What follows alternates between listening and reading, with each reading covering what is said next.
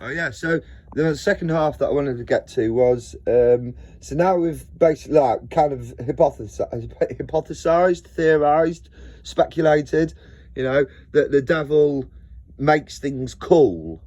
That's the kind of point that I wanted to get to. He makes things seem really cool, okay, but they're actually he's manipulating us. He's making us do what he wants. By putting the devil's horns up, you're celebrating the devil. And the thing about celebrating the devil is, okay, so this next bit, can I speak freely, please? Please excuse me. I'm going to speak real freely, and it's going to be real brutal. Okay, because I have to. I can't tone this bit down. Okay, I have to. Are you ready? Right, okay. So it seems to me that the devil is making everything seem cool, and he wants everyone to be on his side, and turn away from God. And the way he does that is by making bad things cool. Okay. So we're either on his side or God's. This is my black and white thinking. Please don't be offended, please. Okay, right. This is my black and white thinking, for me as well. Everything, everyone. That's why it's black and white. There's no personality, there's nothing. There's nothing else apart from it either is or it isn't. And we just happen to fit into we either are or aren't categories. That's it. There's nothing personal, even with me. Anyway, I view it as, So he he wants everything to seem cool and acceptable. If something's cool, it's acceptable.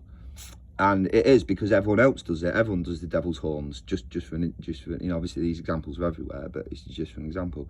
So realistically, the devil is a description of the devil. Like I said before, he is a laughing psychopath with blood and brain matter on his head. Okay, from his previous victims. He is the killer of children. Okay, I went on Facebook earlier and I saw a post about a young lad, bless him, who had there's a picture of him on a motorbike, and there was a caption underneath saying, "Are you my best friend?"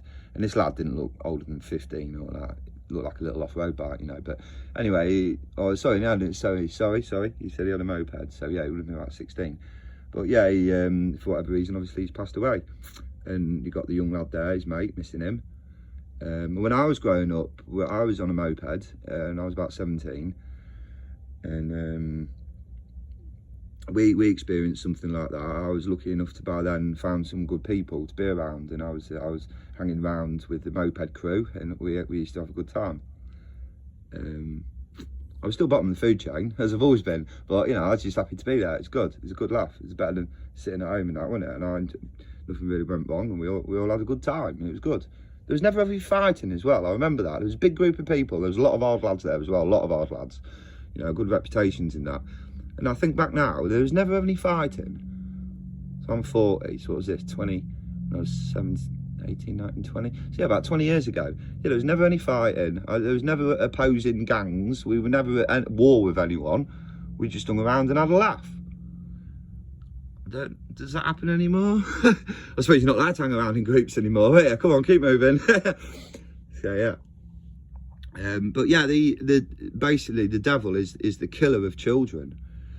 He's absolutely merciless. He doesn't see anyone as a person or a child and an animal. He sees them as how big the target is. So the more innocent the person, the bigger the target for him. So he targets the innocent, the weak, the people who are trying and they don't have God's protection, so that's why he can get to them. But they're trying hard, and he can see this, and he's like, right, I'm going to let you try hard, and then I'm going to mess you up.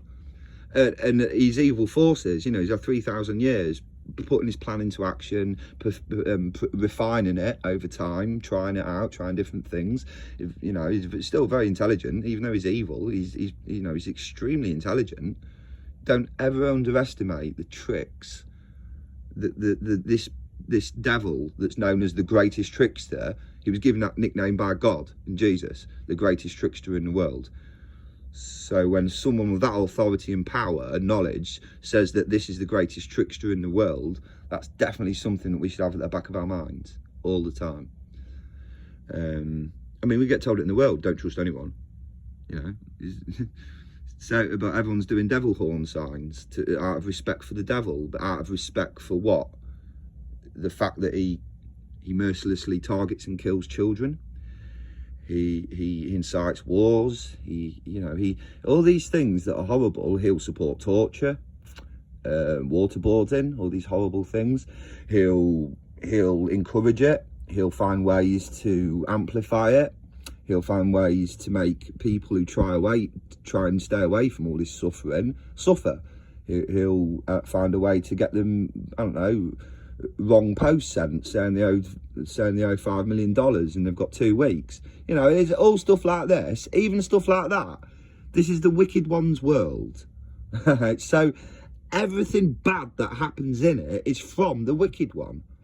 To be really daunting, what I put in my paperwork was, I was a bit worried to put it, so I just slipped it in at the end of something decent or something positive. I put, to be fair, basically the devil's mission is to create pain and misery for the whole earth and everyone in it, and do it slyly so it looks like we're doing it to each other. That's the best way to get away with something. And there was a game I played called, it was a gangster game, Lincoln Clay. He'd just come back from the war. His character, actually, the body type was took from a professional MMA fighter. But yeah, and he come back. He's a gangster, and in it you can take over all the gangs areas, but you can also set up a gang so another one has a war with them. So I used to just turn up in the area and I would antagonise one gang to have a little war with the other one, and while that animation war is kicking off in the street, they're like ducking and shooting each other like some cheesy 80s movie. It was set in the 80s, to be fair. But yeah, it's no done. But yeah, and while they're all doing that, no one's looking at me, no one's even paying me any attention, and I'm literally able just to walk in the place and get whatever my mission needed me to get. And I'm out of there, and as I'm driving off, they're still fighting. No one is any other wiser who started the fight, why the fight happened, or what's been took in the process, what the mission, how the mission has been complete due to the distraction. And that's just my computer game. If you apply that to the devil's tactics, which you can't, because the devil will be a lot more intelligent. So that's just the basic concept. Set people up against each other, get them fighting. It's the best distraction ever. Because people get so angry. When you're angry with someone, you're not thinking about, hold on, why did this happen?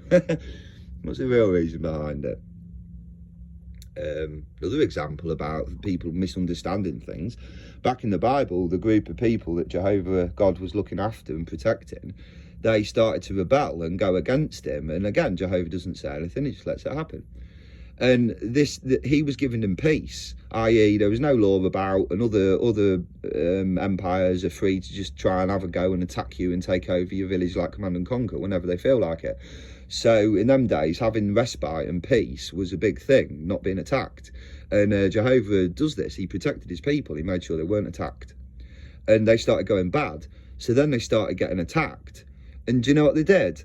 They didn't click on that, the reason we're getting attacked is because we're failing our God that saved us and provides for us. No. The reason they thought they're getting it, so their reaction to getting attacked was, right, we need to build a bigger wall, and we need to get more people and more defences. And they spent all this time doing concentrating on completely the wrong thing. They instead of going, hold on, why are we getting attacked in the first place? Because we've just been at peace and we've got God behind us. So if we've pleased God, we've got God behind us, why are we being attacked? Right, we must have done something wrong. We must have. Why else would we be getting attacked when we've got God behind us? See, it's not hard, is it? It's not exactly rocket science. No wonder their empire failed. Sorry. Who was the brains behind that? Sorry. Honestly, idiots. oh, God's been protecting us, and now we're getting attacked. So what should we do? Say sorry to God? Nah, we'll build a wall. Who's running the show? So yeah, And they knew that God was protecting them, because the way he protected them had come out like a miracle. They were in clear and no doubt from what they had seen and what they had experienced and the prosperousness of their community, that God was with them. And they still turned away from him. And when things went bad, they built a wall. Instead of getting the Bible out and saying sorry, no, they built a wall. Clever. Anyway, see you later.